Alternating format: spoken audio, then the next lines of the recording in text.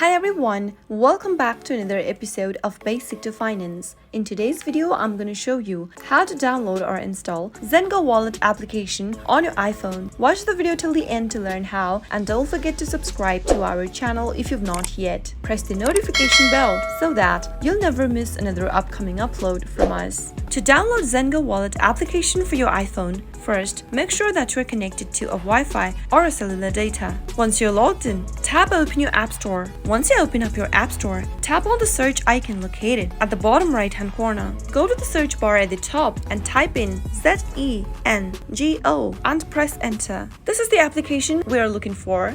Zengo is a crypto and Bitcoin wallet. It is a user-friendly crypto platform to sell crypto, earn Bitcoin, trade Ethereum, and so much more. To download the application for your iPhone, tap on the download button right beneath the app. Wait until the application gets downloaded, which is a quick process depending upon your internet. Once the application gets downloaded, tap the open button to launch the app open, and that way you can easily download Zengo application for your iPhone. I hope the tutorial was helpful to you. If it was, go ahead and give us a thumbs up. I'll be back soon with more videos like this. Thank you for watching.